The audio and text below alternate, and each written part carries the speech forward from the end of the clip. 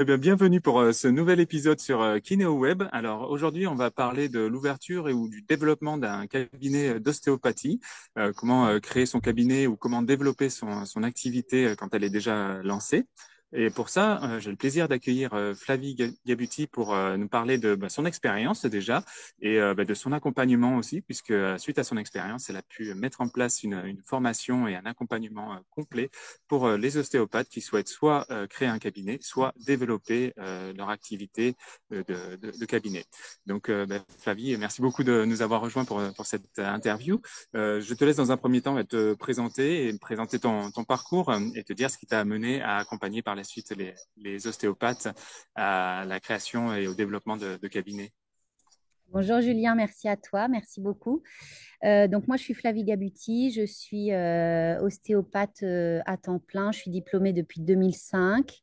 J'ai d'abord commencé mon activité avec mon futur mari Marco Gabuti et Pierre Tricot à Granville en Normandie. Donc ça, j'ai commencé à travailler en cabinet en 2003, donc j'étais assistante collaboratrice. Et puis ensuite, je me suis installée avec eux deux. Ensuite, on a fait notre cabinet tous les deux avec Marco à Granville et on a ouvert un second cabinet à Coutances, à 30 km de là, qu'on a géré tous les deux. Et on a eu un assez gros cabinet avec 5 personnes, donc collaborateurs puis associés. Donc, j'ai eu pas mal d'expérience de SCI, de SCM, de tous ces systèmes-là. Voilà, je connais maintenant bien. On a ensuite décidé de refaire un petit cabinet tous les deux, donc à Coutances. On a arrêté Granville.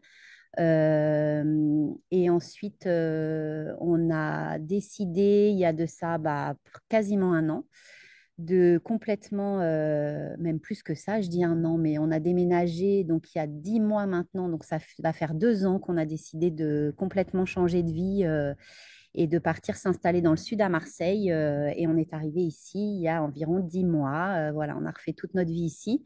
Donc, on avait un gros cabinet, en gros, depuis 20 ans tous les deux. En parallèle, Marco faisait de l'enseignement et de la formation qu'il organisait lui-même à la fin.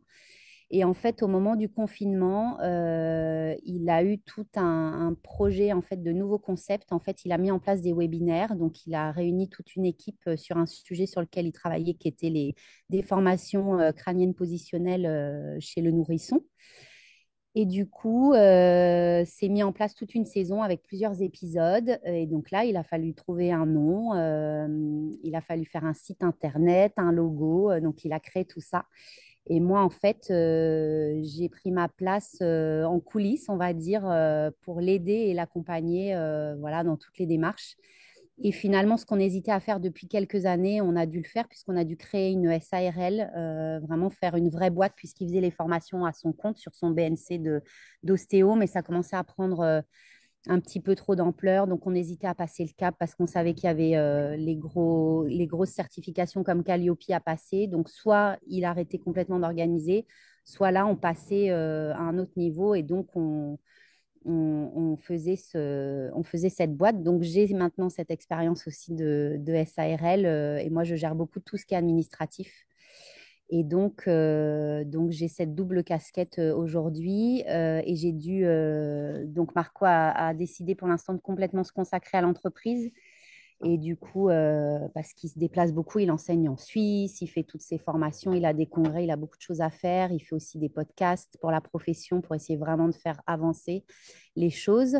Et du coup, il a décidé de faire une pause de cabinet pour l'instant. Donc moi, j'ai décidé de recréer un cabinet à Marseille de zéro. Du coup, ça a été vraiment mon choix. Je me suis posé énormément de questions. Après 20 ans de carrière, c'est pas évident de décider. Après, je me suis dit, tant pis, je préfère en baver un peu plus, mais reconstruire mon truc avec mon identité. Je me forme beaucoup. Voilà, j'ai une vision plutôt moderne de l'ostéopathie et en même temps, je suis une praticienne de terrain. J'aime énormément faire du cabinet et soigner mes patients. Du coup, je me suis dit qu'il fallait quand même mieux que je recrée voilà, ma structure à moi, même si c'était plus long.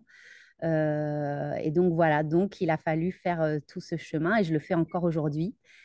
Et du coup, je crois que je suis à une période de ma vie où j'ai vraiment envie maintenant d'aider et de transmettre, comme je peux un peu le faire avec mes patients. Mais là, j'ai décidé du coup, voilà, de prendre un nouveau tournant et d'aider à accompagner des ostéopathes jeunes ou moins jeunes dans leur vie professionnelle et leur cabinet. Voilà, en gros, un peu pas. Intéressant. Et c'est vrai que la période du Covid a beaucoup lancé des personnes sur la remise en question de son activité. Et je vois que ça a été aussi le cas pour ta famille. Et c'est vraiment intéressant parce que ça permet un petit peu effectivement de sortir de sa zone de confort, mais surtout d'aller chercher qu'est-ce qu'on a vraiment qu'est-ce qu'on a envie de faire. Et c'est vraiment enthousiasmant à ce niveau-là. Mais par contre, c'est vrai que derrière, il y a beaucoup de problématiques et d'où ma prochaine question d'ailleurs. Quelles sont les problématiques majeures que tu as pu rencontrer dans ta nouvelle installation? On va parler vraiment de la partie installation pour l'instant. Quelles sont les problématiques majeures que tu as pu rencontrer?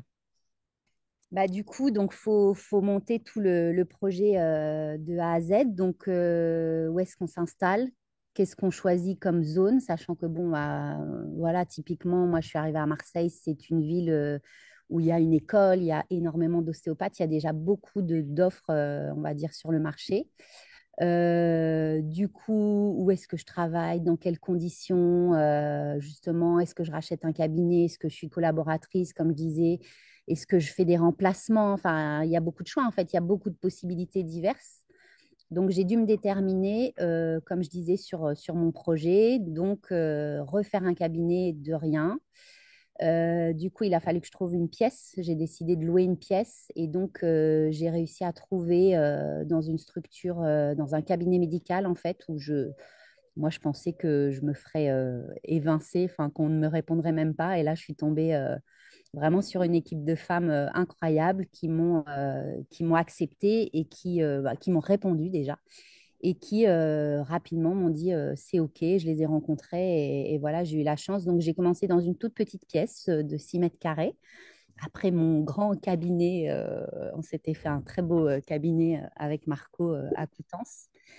Mais j'étais bien, j'ai fait mon petit cocon, voilà. Et bah, après, c'est un petit peu la traversée du désert, hein, quand même. Faut beaucoup de patience, faut essayer de ne pas perdre confiance en soi. Il faut essayer, je pense, de moi, ce qui s'est passé, c'est que j'ai eu du temps, en fait, peut-être pour une des premières fois de ma vie, parce que j'ai eu une vie professionnelle très importante. Tout de suite, moi, j'ai eu du travail. En fait, comme j'ai travaillé avec eux, euh, Pierre Tricot, c'est quelqu'un de très connu dans notre milieu. Donc, évidemment, il y avait beaucoup de patients à soigner. Enfin, j'ai tout de suite eu du travail. Moi, j'ai pas du tout connu ça, de devoir créer de rien, d'attendre les patients, etc. Et donc, c'est hyper intéressant parce que comme j'avais pas connu ça et que maintenant je le connais et que je le vis et que je teste des choses, c'est aussi pour ça que je peux mieux aider les gens, en fait. Parce que bien sûr, quand on est dans une situation très confortable, on n'a pas connu ça. On peut peut-être donner des conseils, mais on ne peut pas aussi bien accompagner que quand tu le vis dans tes tripes et dans ton mental et dans tes émotions. Et donc, ça a été l'occasion pour moi d'avoir du temps, de me poser beaucoup de questions. J'ai dû me réinventer aussi quelque part. J'ai dû mettre en place des choses. Je me formais en yoga depuis 2 ans. Bah là, ça y est, j'ai commencé à me lancer pour faire des séances sur mesure pour les patients de yoga ostéo. Enfin, voilà, ça demande vraiment de puiser dans ses ressources. Et justement, bah, j'ai dû pour moi-même appliquer ça, quoi. D'accord. Donc voilà, du coup, il faut être patient, faut puis continuer à se former, croire en son projet. Puis c'est particulier parce que bon, moi j'ai décidé de pas trop faire de démarchage, tout ça, parce que je pense que ça marche pas. Enfin, moi j'ai toujours cru, voilà, et de fait, le peu que j'ai fait, vraiment, ça marche pas. Donc après, il faut essayer de bah, ouais, garder cette confiance en soi, de continuer à bien travailler. Le peu de patients que j'ai, bah, bien les soigner et puis que le bouche à oreille se fasse parce que je pense que c'est ce qui marche le mieux en fait. Donc voilà. Et donc là aujourd'hui, ça fait 10 mois que j'ai ouvert Je viens de changer de local là, donc mes collègues ont racheté un local à côté plus grand. Donc j'ai grand luxe, j'ai 40 mètres carrés pour moi avec ma salle d'attente où je peux faire mes petits cours de yoga. J'ai ma pièce de soins, tout ça. Donc je suis juste à côté, mais voilà, j'ai un beau local où j'ai pu choisir la déco, etc. Et du coup, je suis à 10-15 patients par semaine quand même aujourd'hui. Donc je suis contente, quoi. Ça évolue bien. J'ai quelques cours de yoga, donc voilà. Ok. Oui, donc ça t'a vraiment amené à savoir quelles sont déjà les orientations vraiment spécifiques que tu voudrais développer. Et avec le yoga, par exemple, tu me parlais aussi en off un petit peu euh, de l'hypnose. On a fait une interview la semaine dernière avec Anne Girard. Ce sont des domaines qui, en fait, t'intéressent, que tu ne faisais pas forcément avant, parce que tu n'avais pas forcément le Alors temps de... l'hypnose, si j'ai intégré, je suis formée depuis très longtemps, donc l'hypnose, je te disais en off pour douleur aiguë, douleur chronique. Je Ouais. suis formée depuis, je dirais une dizaine d'années, peut-être maintenant presque. Et donc je l'intègre dans mes soins quand même. C'est vraiment quelque chose que je fais au quotidien. Donc soit intégré dans mes soins ostéo, soit je fais carrément des séances d'hypnose quand les gens le demandent. J'ai vraiment des motifs que pour ça. Donc ça, je l'avais déjà mis en place depuis longtemps.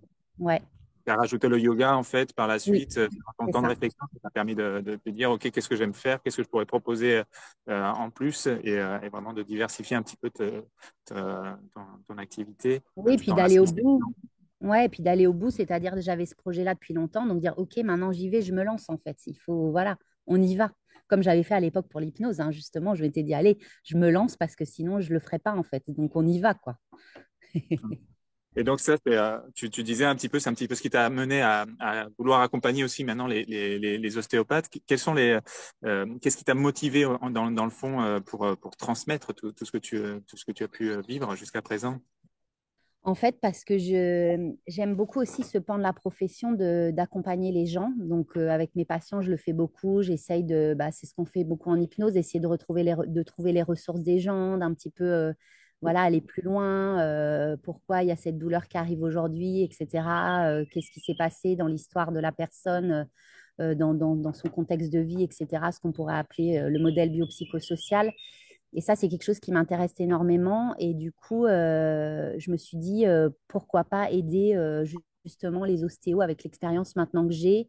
Euh, Après, je fais pas tout, je sais pas tout. Enfin, bien évidemment, hein, j'ai mes compétences et mon expertise dans certains domaines. Mais voilà, comment je peux aider? Parce que je vois bien qu'il y a des choses à faire qui sont finalement assez simples, mais avec quelqu'un en fait qui peut t'accompagner et t'aider à les mettre en place, c'est vraiment aider les ostéos à valoriser leur valeur ajoutée, ce qu'ils peuvent apporter eux en fait, pas essayer de copier un truc ou tu sais, on voit beaucoup de formations un peu de business, de machin. Enfin bon, voilà, après j'ai pas fait, hein, c'est sûrement très bien pour certaines personnes, mais vraiment dire, voilà, d'être là pour la personne et de dire, de faire quelque chose sur mesure pour elle en fonction de ses besoins et de dire, OK, aujourd'hui, comment on peut travailler, comment on peut valoriser ton travail, comment on peut peut-être t'aider à améliorer tes compétences. Enfin, tu vois, il y a, c'est quelque chose vraiment, justement, l'humain et l'accompagnement. Alors, je ne dis pas coaching parce que j'aime pas trop ce terme. Je trouve que c'est très formaté, qu'il y a beaucoup d'écoles de coaching maintenant. Pareil, c'est très à la mode. Et moi, j'ai vraiment construit mon truc à moi, quoi. C'est vraiment avec mon expérience et tout ça. Donc, tu vois, j'ai pas envie de mettre un terme. C'est pour ça que je préfère le terme d'accompagnement, en fait. Mais D'accord. voilà, et ça, ça me porte aujourd'hui comme je sais que je prépare mes formations parce que j'ai vraiment envie de transmettre. Maintenant, je vais avoir 43 ans, tu vois, j'ai vraiment envie voilà, de passer de l'autre côté, de mon savoir-faire, mon savoir-être, d'aider les autres, quoi. Et oui, en plus ce que tu dis, c'est vraiment de partir de l'objectif personnel de chacun, du sens que chacun peut avoir sur son métier, son métier d'ostéopathe, parce que c'est très très large encore. L'ostéopathie, ça peut être, je sais pas, pour les chevaux par exemple, comme pour des personnes vraiment avec des problématiques très spécifiques. Donc c'est un domaine très très vaste. Et finalement, chacun a ses appétences aussi et ses goûts. Et tu parles vraiment de ça. Euh, mais comme tu disais, tu ne peux pas accompagner non plus sur tous les domaines. Quels sont vraiment les domaines spécifiques sur lesquels tu peux accompagner les ostéopathes? Alors, du coup, donc ça peut être vaste, ça peut être une création de cabinet. par exemple, voilà, quelqu'un qui veut ouvrir son cabinet, qui me dit, là, par exemple, j'accompagne quelqu'un en ce moment qui m'a dit, bah voilà, mon projet, c'est ça, dans tant de mois, je veux ouvrir par là. Et donc, moi, ça va être je peux très bien regarder, faire comme une étude de marché, en fait. Regarder, OK, où est-ce qu'il vaut mieux qu'elle s'installe, je regarde le nombre d'ostéos dans le coin, etc. À l'accompagner pour trouver un local. Ça peut être sur un peu la confiance en soi. Le syndrome de l'imposteur, c'est quelque chose qu'on a beaucoup chez nous dans notre profession et je pense dans les professions de soins et de santé, voilà, beaucoup, beaucoup. Donc peut-être l'aider sur, bah, regarde ce que tu fais, regarde comme c'est chouette, regarde, enfin tu vois, essayer de vraiment aider la personne à voir sa vraie valeur. Aussi l'aider, comme tu dis, à peut-être un petit peu se spécialiser, c'est-à-dire peut-être bah, pas essayer forcément de brasser large, mais dire, bah voilà, moi je peux apporter ça, moi dans ces motifs de consultation, je suis compétent. Enfin, tu vois, ça, c'est vraiment un peu plus peut-être se déterminer. Ça peut être aussi sur la communication. Comment valoriser, bah tiens, j'ai ouvert mon cabinet, comment je peux communiquer soit autour de moi, soit un peu sur les réseaux. Bon, ça, je ne suis pas hyper spécialisée, j'ai quand même une formation en marketing digital parce que pour Cookie, j'ai dû, pareil, hein, je dois aussi me réinventer et me former. Voilà, après, c'est pas mon cœur de métier, quoi. Moi, c'est vraiment plus, bah tiens, est-ce qu'on peut pas, comment se faire connaître, comment parler avec les soignants autour, avec les collègues, comment construire le réseau, par exemple, interprofessionnel, des choses comme ça. Enfin, tu vois, ça peut être très vaste, en fait, hein. Ça peut être aussi sur des techniques. Est-ce que moi, voilà, je peux t'aider dans un certain domaine, peut-être à t'apporter des techniques, à t'apporter ça peut être sur justement en hypnose, on fait beaucoup d'alliances thérapeutiques, tu vois, la communication aussi avec le patient, ouais, des prises en charge spécifiques, des motifs, hein, tu vois, voilà, ça peut être assez vaste hein, finalement. Et par contre, il y a des choses que je ne fais pas. Donc, si moi je vois qu'il y a des choses, il y a une problématique à laquelle je ne peux pas répondre, et ben on convient. Enfin, tu vois, c'est vraiment un accord entre les deux personnes et de dire, bah ok, est-ce que toi tu veux que je t'aide et moi est-ce que je peux t'aider en fait? Oui ou non, ça m'est déjà arrivé de voir que je pouvais pas finalement aider la personne, que c'était pas moi qui était compétente et je te l'ai envoyé d'ailleurs parce que c'était plus une histoire de voilà tu sais de référencement Google, de site internet, etc. Donc j'ai dit va voir KineoWeb, il sera mieux t'aider que moi. Tu vois, donc il faut savoir, enfin, moi, je sais que c'est avec plaisir. Mais vraiment, moi, je travaille avec les gens aussi avec qui j'aime travailler, ceux auxquels je crois. Et vraiment, je crois, c'est comme dans l'ostéopathie, on ne peut pas tout faire. Donc, je veux dire, il faut aussi délimiter son champ de compétences. Moi, j'ai toujours pensé qu'il fallait essayer d'être bon dans des domaines et on ne peut pas tout faire, quoi. On ne peut pas faire de tout, on peut pas. Donc voilà, c'est en gros ce que je peux apporter, quoi. Je vois en fonction de la demande, en fait, des besoins, des attentes de la personne.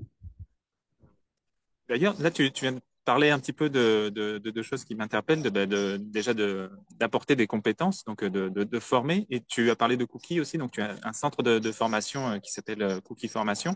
Est-ce que tu peux nous en parler un petit peu? Oui, donc en fait, donc on a fait cette entreprise avec mon mari qui donc est un organisme de formation, donc c'est Cookie Learning, ça s'appelle.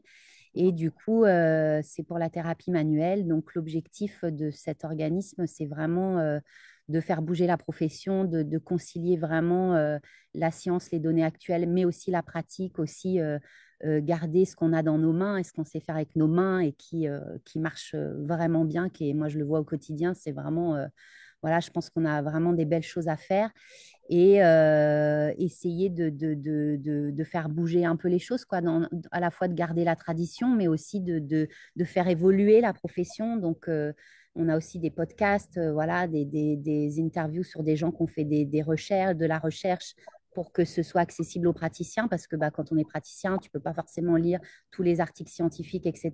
Donc, c'est aussi pour aider voilà, les gens sur le terrain qui n'ont pas forcément le temps, qui ne savent pas forcément lire l'anglais, etc. Dire, bah voilà, il y a ça qui est sorti. C'est vraiment rendre la science accessible au terrain, quoi, aux gens de terrain. Et du coup, bah, on fait des formations, on organise des formations. Donc, on aime faire ça dans des lieux sympas, que ce soit convivial, qui est vraiment avec toute la pédagogie comme on connaît aujourd'hui. et tout c'est comme à ton cabinet, quoi. L'accueil, c'est important, la communication. Et donc, on fait ça vraiment avec nos valeurs et ce qu'on aime faire. On travaille avec les gens avec qui on a envie de travailler.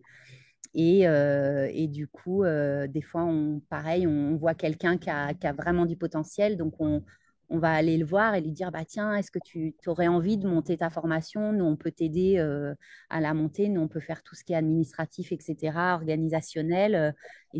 Voilà, est-ce que tu as envie? Marco, il les accompagne. Des fois, il les coach un peu pour faire émerger le projet. Donc voilà, donc c'est beaucoup de travail, mais c'est très, très intéressant. On a une communauté qui est extraordinaire, qui nous soutient, qui nous suit et qui fait que, bah voilà, qu'on continue, quoi, qu'on s'accroche. Et donc voilà, on a envie vraiment on fait ça avec le cœur et on a vraiment envie on fait ça à notre façon, quoi. Vraiment, c'est fait voilà, comme on est en fait. Donc c'est pas forcément les sujets hyper à la mode. Des fois, on galère à remplir. C'est pas toujours facile. Il faut s'accrocher.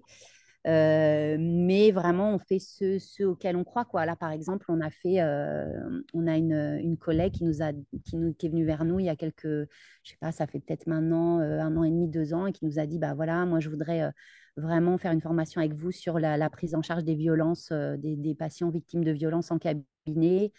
Bon, il se trouve que là, aujourd'hui, c'est assez d'actualité, mais à l'époque, ça l'était absolument pas.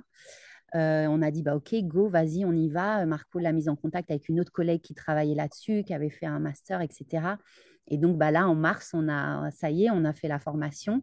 Et c'est hyper touchant, c'est hyper chouette. Alors, voilà, c'est pas le truc comme la pédia où tu vas remplir mais c'est pas grave. On pense que voilà, il faut continuer, il faut traiter des sujets différents, il faut aussi aider les ostéopathes sur le terrain à se former sur ces sujets-là qui sont hyper importants, quoi. Donc Il voilà. y en a d'autres auxquels je pense là, auxquels on ne pense pas forcément, mais pour les kinés en particulier, c'est quelque chose qui m'a beaucoup touché. Alors sur l'ostéopathie, je ne sais pas trop ce qu'il en est au niveau des statistiques, mais c'était sur le burn-out. Et c'est vrai que c'est des sujets qui sont un petit peu tabous des fois. On n'en parle pas. La violence, tu parlais de la violence en cabinet, on n'en parle pas, mais pourtant ça existe. Et c'est vrai que c'est important d'accompagner les ostéopathes, enfin les professionnels de santé dans leur ensemble sur ces thématiques-là, parce que effectivement, effectivement, c'est peut-être pas aussi attrayant que la pédiatrie, comme tu disais, ou que Ah ouais, d'autres ouais, mais c'est mais dommage.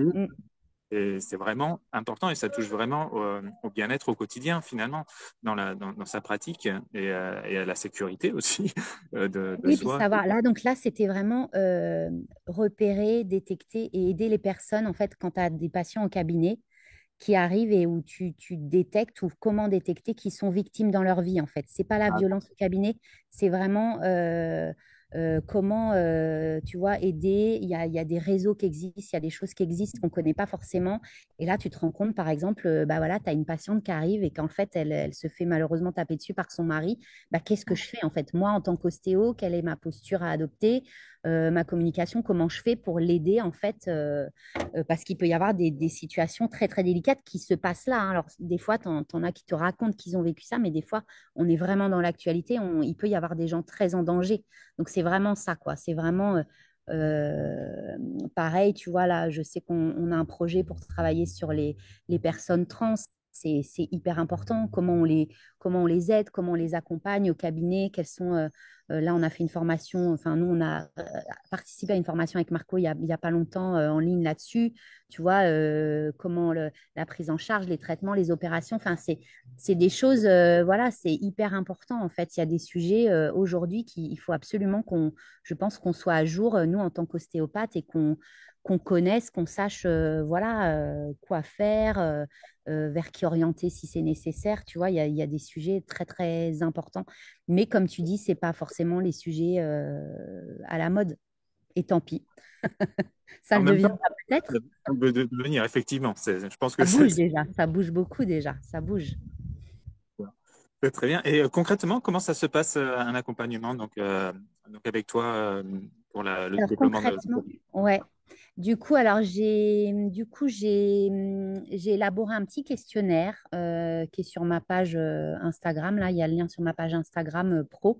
Et donc, c'est un petit questionnaire assez rapide où je demande aux gens quelles sont leurs valeurs, quelles sont leurs attentes, leurs besoins, etc. Quelle est la situation actuelle aussi, de me décrire la situation. Donc, tu vois, voilà, petit questionnaire à remplir, c'est complètement gratuit. Et moi, à partir de ça, j'établis un devis, je fais une proposition à la personne. Donc, on peut aussi s'appeler si le questionnaire ne suffit pas, voilà, on fait un appel de 30 minutes, on se met d'accord, etc. Et donc, moi, après, j'élabore une proposition écrite, du coup, avec un devis. Et après, donc, la personne, elle peut soit prendre le suivi intégral, on va dire, qui peut évoluer aussi au fil du temps, parce que si on se rend compte que, tiens, bah, il y a d'autres choses, etc., voilà, on le fait. Et ensuite, il peut aussi choisir des modules, tu vois, par exemple, je sais pas, que la communication pour le cabinet, par exemple. Et donc, je peux décomposer en modules selon le besoin, selon l'envie de la personne. Donc, on se met d'accord si on fait le suivi ensemble ou pas. Et après, donc, soit je fais en... Alors, moi, j'aime beaucoup le contact présentiel. Après, donc, moi, j'ai fait, justement, j'ai une collègue super qui a accepté que je teste avec elle. Donc, je l'ai fait en réel puisqu'elle est sur Marseille aussi. Et donc, c'est génial, quoi. De visu, c'est vraiment, vraiment sympa. Après, du coup, bah, par les contraintes, j'ai pas que des gens de Marseille, donc je fais aussi en ligne. Donc, soit par téléphone, soit en visio. On se fait des rendez-vous en visio de temps en temps qui durent en général, ça dure quand même souvent 1 heure et demie, 2 heures. Et après, donc, on fait un. Moi, je prends des nouvelles, on me donne des nouvelles, je fais par mail, par texto. Enfin, tu vois, il y a un suivi qui se fait. Par exemple, là, j'ai aidé aussi. Moi, je suis beaucoup sur Canva, puisque pour Cookie, je suis obligée de créer beaucoup de documents. Donc, je m'y suis mise. Et du coup, par exemple, j'ai fait une proposition d'un petit carton d'invitation, tu vois, pour une inauguration. Enfin, voilà, j'essaye de vraiment aider, accompagner avec les outils que j'ai la personne.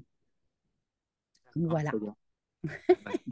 Bah, et comment tu vois l'évolution de la pratique de la profession pardon, d'ostéopathie sur l'avenir? Quels sont les principaux enjeux auxquels la profession devrait faire face pour les années à venir, tu penses? Eh ben, là, on fait déjà face c'est une période qui n'est pas évidente. Je pense qu'on est pas mal à un tournant, c'est-à-dire que, enfin, c'est mes convictions personnelles, mais je pense qu'à la fois, la profession, elle doit bouger, elle doit évoluer, elle doit se moderniser, et à la fois, elle ne doit pas perdre son âme, c'est-à-dire qu'elle ne doit pas perdre la tradition, elle ne doit pas perdre la manualité, c'est hyper important. Je veux dire, on ne peut pas soigner des gens que en donnant des conseils et des exercices ou que sais-je. Enfin, il y a vraiment, faut pas qu'on perde cette pratique vraiment de terrain. Après, je pense qu'il faut qu'on la modernise, il faut qu'on on continue à ce qu'il y ait des études, hein. Il y a très peu d'études actuellement, donc il y a plein de projets maintenant dans tous les sens, ça bouge énormément. Pareil, je vois maintenant les étudiants sont beaucoup plus formés, ils font beaucoup plus de masters, enfin, ils font des parcours universitaires, c'est hyper intéressant. Donc moi, je pense vraiment on est à un tournant qui est vraiment très bien. Après, en effet, il ne faut pas qu'on perde notre âme dans tout ça. C'est pas ou tout l'un ou tout l'autre. Je crois qu'il faut qu'on arrive à avoir une réconciliation vraiment de tout le monde et qu'on avance tous ensemble main dans la main, quoi. Mais il faut qu'on le fasse. On est obligé de moderniser, on est obligé de faire évoluer parce que je pense que sinon, on va se faire laminer, quoi. Je pense qu'on est obligé. Il faut qu'on prouve en fait que ce qu'on fait, nous, on sait que ça marche, mais maintenant, il faut que vraiment on arrive à le prouver. Il y a des enjeux très importants par rapport à ça et on est attendu au tournant et voilà, et on se fait souvent critiquer parce qu'il n'y a pas ça. Mais il faut savoir que l'ostéopathie, c'est comme la kiné dans les années, je crois que la kiné, elle a été reconnue en 75, tu vois, c'est pas une si vieille profession non plus, mais qui est quand même plus ancienne que nous. Et nous, c'est très récent. L'ostéopathie, ça fait que depuis 2007 que c'est reconnu. C'est vraiment c'est une toute nouvelle profession. Et du coup, nous aussi, il faut qu'on fasse ce chemin que je pense les kinés aussi, eux, ont dû faire. Et en même temps, en restant à notre place, enfin, moi, je crois vraiment à la pluridisciplinarité. C'est quelque chose de très important. C'est quelque chose qui marche. Et si on bosse tous ensemble, main dans la main, on fait un boulot tellement génial et tellement plus efficace, en fait, que même nous, ostéo, tout seul dans notre coin, quoi. Donc voilà, il faut. Mais je sais qu'il y a plein d'études en cours, hein, il y a plein de choses qui sont en train de se faire. Et comme maintenant, on peut réussir petit à petit à réunir des budgets, d'ailleurs, Cookie, hein, c'est un de nos, aussi de nos objectifs. En fait, quand on fait une saison de webinaire, on fait un don en fait à un projet de recherche, par exemple. Ça, c'est depuis la saison 3. Voilà, c'est hyper important pour nous. Bon, là, on va sortir la saison 5 bientôt. On est en train de la préparer. Ça va être sur la santé de la femme. Et là, par contre, on a décidé, voilà, c'est tout autre chose, mais de faire des dons à chaque fois à des associations. Donc, chaque intervenant va choisir une association qui soutient, va nous en parler et on va faire un don. Il y a une partie des recettes, voilà, qui va être reversée aux associations. Mais on fait aussi dans la recherche, on soutient aussi, comme le projet Opéra. Voilà, c'est hyper important. Et donc, maintenant, il y a des budgets, les écoles s'y mettent, tout le monde un peu s'y met pour soutenir ces projets de recherche. Donc, ça bouge beaucoup, ça évolue. Bah oui, c'est très important et les kinés sont en plein dedans aussi bon, Ils depuis ont de plusieurs l'avance. années. C'est vrai que Ils ont là, beaucoup d'avance.